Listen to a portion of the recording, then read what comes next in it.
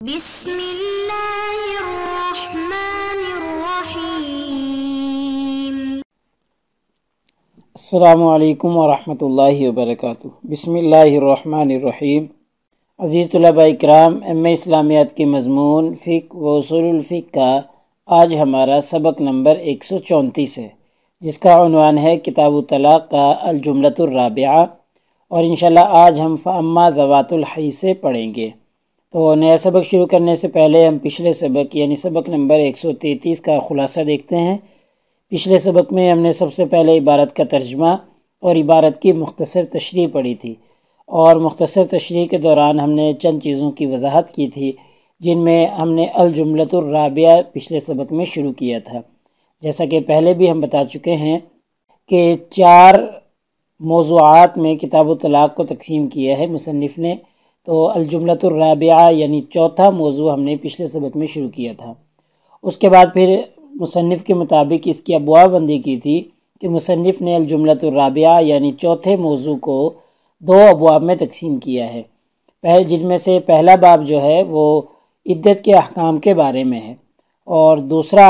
باب جو ہے وہ متع کے بارے میں ہے۔ تو عدت کے احکام کے بارے میں جو پہلا باب ہے، اس کو مصنف نے 2 فصلوں میں تقسیم کیا ہے۔ تو آگے چل کر ہم ان دونوں کو دیکھتے ہیں۔ ہم نے پچھلے سبق میں پہلی فصل شروع کر دی تھی۔ تو پہلی فصل میں عورتوں کی تقسیم کے حوالے سے مصنف نے بات کی ہے کہ عورتوں کی کتنی قسمیں ہیں، کون کون سی ہیں، تفصیلاً ہماری اس موضوع پہ گفتگو ہو گئی ہے۔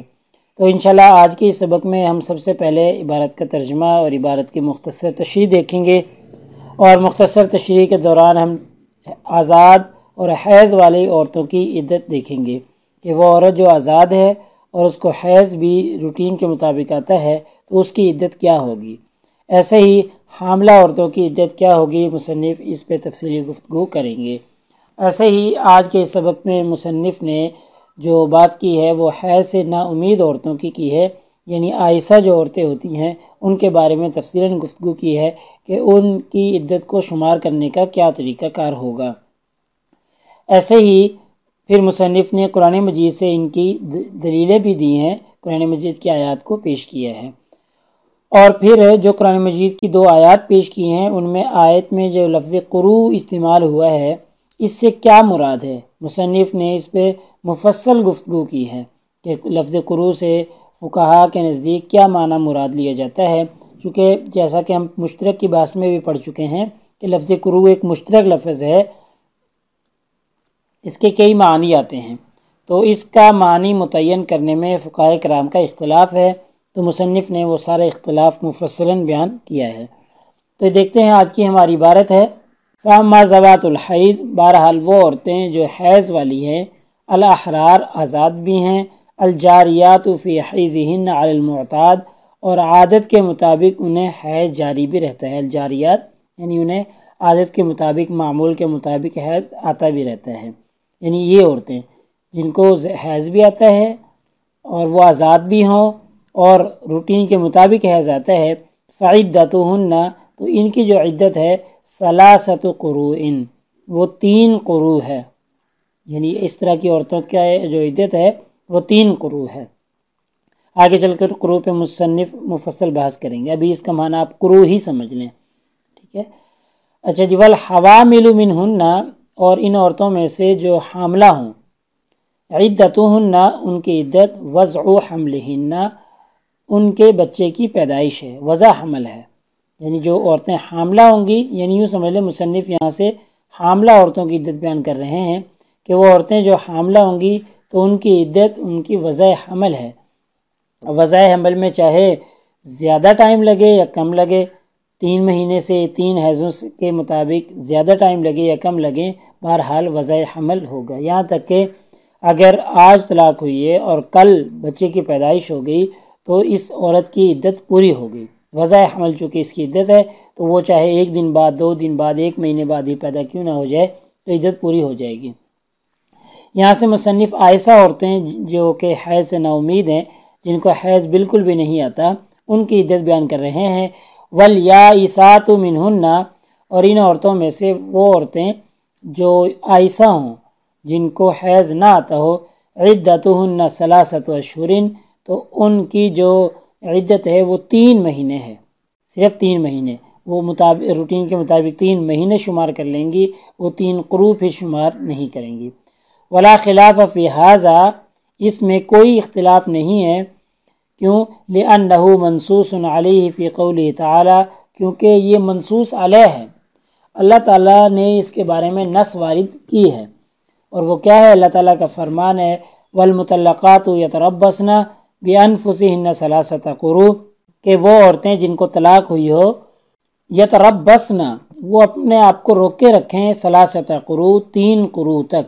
یعنی 3 ایام ماہواری تک، 3 قروء تک، 3 حیض کے مہینوں تک اپنے آپ کو روکے رکھیں، یعنی ان کی عدت جو ہے وہ 3 قروء ہے۔ وفی قولہ تعالی، اور جو یہ عائشہ عورتیں ہیں جن کو حیض نہیں آتا، ان کے بارے میں بھی اللہ تعالیٰ نے قرآن مجید میں ارشاد فرمایا ہے واللائی، وہ عورتیں یئسن من المحیض، جو حیض سے مایوس ہو چکی ہیں، من نسائکم، تم میں سے، ان ارتبتم، اگر تمہیں شک ہو، تو آگے اللہ تعالیٰ نے فرمایا ہے فعدتہن ثلاثۃ اشہر، تو ان کی عدت جو ہے وہ 3 مہینے ہے۔ تو دیکھیں یہ دونوں عائشہ عورتیں اور جو یہ 3 قروء والی معتاد جن کو حیض جاری رہتا ہے، آزاد بھی ہوں، ان کے بارے میں اللہ تعالیٰ نے نص وارد فرمائی ہے، نص جاری فرمائی ہے، تو اس کی وجہ سے ان کے اندر کوئی اختلاف نہیں ہے، ٹھیک ہے۔ تو یہ آگے دیکھیں اب، واختلفوا فی ھذا الآیۃ فی الاقراء ما ہی، اس بات میں اختلاف ہوا ہے فقہاء کرام کا کہ جو قروء ہے اس سے کیا مراد ہے، اس کا کیا معنی ہے، ما ہی کیا معنی ہے اس کا، ٹھیک ہے۔ ویسے تو کوئی اختلاف نہیں ہے،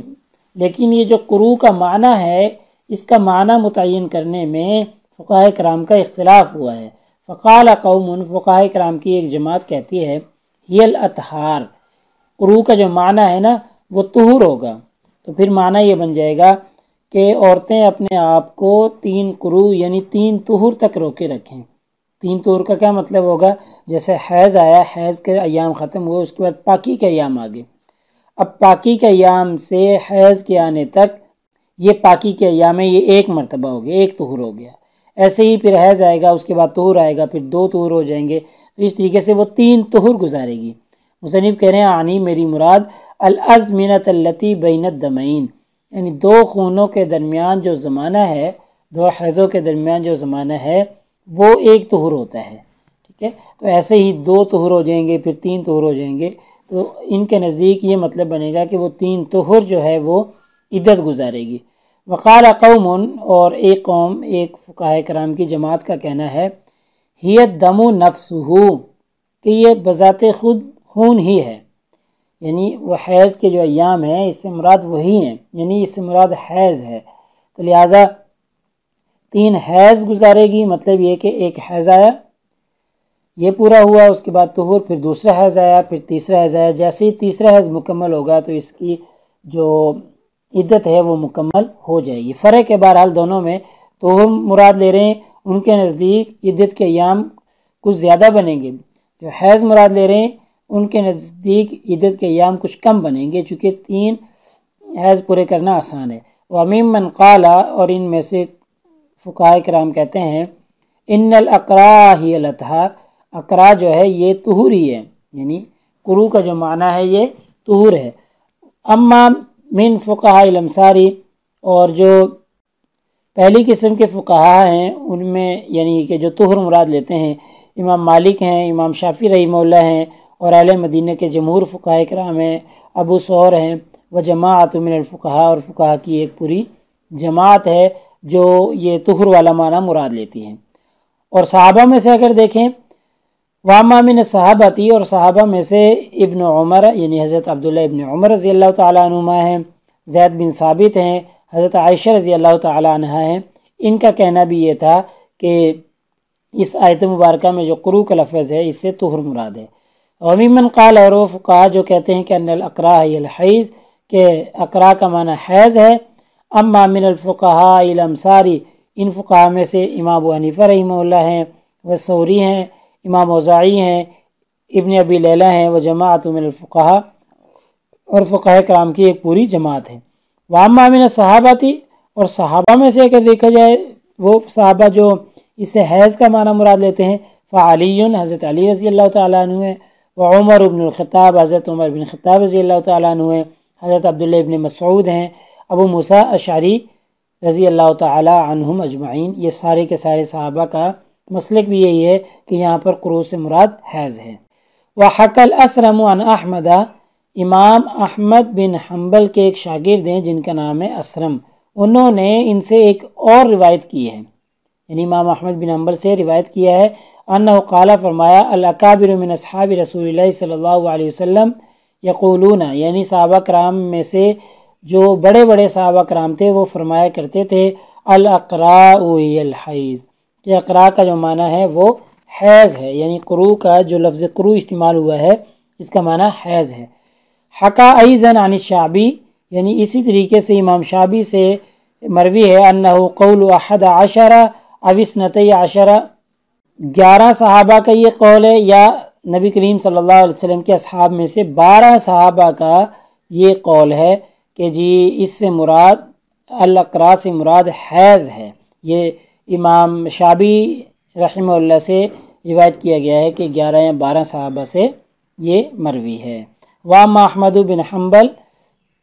امام احمد بن حنبل رحمہ اللہ سے اس بارے میں جو منقول ہے، فاختلفت الروایت عنہ، تو ان سے مختلف روایتیں منقول ہیں۔ امام احمد بن حنبل کا جو مسلک ہے ان سے مختلف روایتیں منقول ہیں۔ فروی عنہ، ان سے ایک روایت یہ بھی ہے، انہ کان یقول، وہ فرمایا کرتے تھے، انہا الاطہار، اس سے مراد طہور ہے، علی قول زید بن ثابت،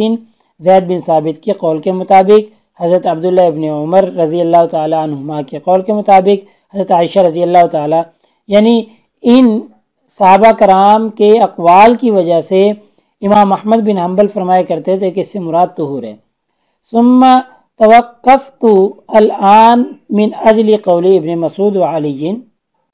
پھر حضرت علی اور حضرت عبداللہ ابن مسعود رضی اللہ تعالیٰ عنہ کے قول کی وجہ سے توقف کرتے تھے، اور کیونکہ ان کا قول ہے ہوا انہا الحیض، کہ اس سے مراد حیض ہے، یعنی پہلے صحابہ کے اقوال کی وجہ سے طہور کا فتویٰ دیتے تھے، لیکن بعد میں توقف اختیار کرنے لگ گئے کیونکہ حضرت علی اور حضرت عبداللہ ابن مسعود ان کا قول حیض کا تھا، اس لیے امام احمد بن حنبل اس سے توقف اختیار کرنے لگ گئے۔ تو بہرحال آج کے ہمارے سبق کا خلاصہ نکلا کہ آج کے سبق میں ہم نے سب سے پہلے عبارت کا ترجمہ اور عبارت کی مختصر تشریح پڑھی ہے، اور مختصر تشریح کے دوران ہم نے آزاد اور حیض والی عورتوں کی عدت کے بارے میں جانا ہے کہ ان کی عدت کیا ہوگی۔ ان کی عدت مصنف نے بتایا 3 قروء ہوگی۔ ایسے ہی حاملہ عورتوں کی عدت کے بارے میں مصنف نے بتایا کہ ان کی عدت وضع حمل ہوگی۔ ایسے ہی حیض سے نا امید یعنی آئسہ جو عورتیں ہیں ان کے بارے میں مصنف نے بتلا دیا کہ ان کی جو عدت ہے وہ نص کے مطابق 3 مہینے ہوگی۔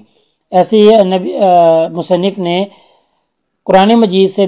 دلائل بھی پیش کیے ہیں، 2 دلائل پیش کیے ہیں، ایک تو عائسہ عورتوں کے بارے میں اور ایک آزاد اور حیض والی عورتوں کے بارے میں مصنف نے نص پیش کی ہے۔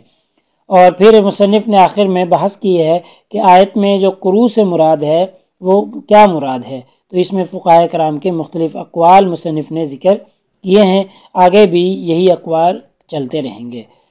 تو پیپر میں پوچھے جانے والے سوالات سے متعلق اگر ہم گفتگو کریں تو ایک تو وہی سوال جو پیچھے سے چلتا آ رہا ہے کہ جی مذکور عبارت کا ترجمہ اور تشریح کریں، اور ایسے ہی ایک سوال یہ بن سکتا ہے ممکنہ اس آج کے ہمارے سبق سے کہ مختلف عورتوں کی عدت کے احکام بیان کریں اور فقہاء کرام کے اقوال کی روشنی میں بیان کریں۔ تو یہ ابھی ہمارا سبق چل رہا ہے اور آگے بھی چلتا رہے گا۔ تو اگلے سبق نمبر 135 میں انشاءاللہ اسی ترتیب سے ہم چلتے رہیں گے کہ کتاب الطلاق کا الجملۃ الرابعہ، اور آگے ہم والفرق بین المذہبین سے پڑھیں گے۔ جزاکم اللہ خیر۔ السلام علیکم ورحمۃ اللہ وبرکاتہ۔ اللہ پاک آپ سب لوگوں کا حامی و ناصر ہو، اور اللہ تعالیٰ آپ سب لوگوں کو بہت جزائے خیر عطا فرمائے۔ اگلے سبق تک اجازت چاہتا ہوں۔